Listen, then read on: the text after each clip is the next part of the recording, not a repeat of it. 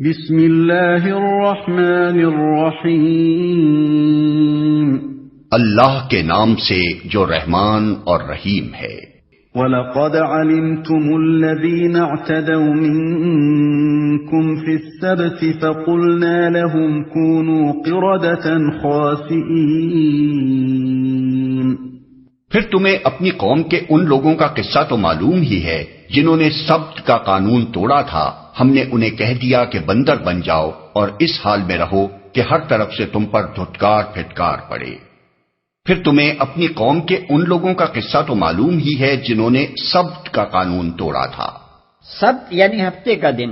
بنی اسرائیل کے لیے یہ قانون مقرر کیا گیا تھا کہ وہ ہفتے کو آرام اور عبادت کے لیے مخصوص رکھیں۔ اس روز کسی قسم کا دنیاوی کام، حتیٰ کہ کھانا پکانے کا کام بھی نہ خود کریں نہ اپنے خادموں سے لیں۔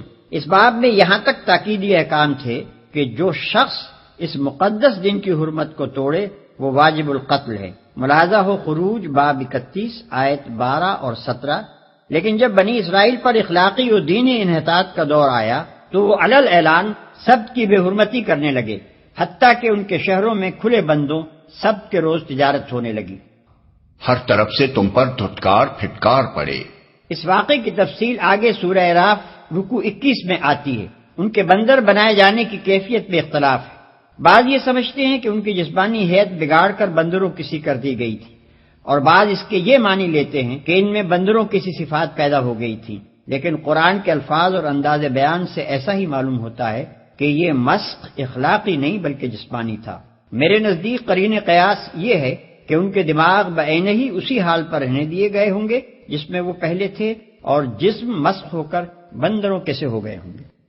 فَجَعَلْنَاهَا نَكَالًا لِمَا بَيْنَ يَدَيْهَا وَمَا خَلْفَهَا وَمَوْعِظَةً لِلْمُتَّقِينَ۔ اس طرح ہم نے ان کے انجام کو اس زمانے کے لوگوں اور بعد کی آنے والی نسلوں کے لیے عبرت اور ڈرنے والوں کے لیے نصیحت بنا کر چھوڑا۔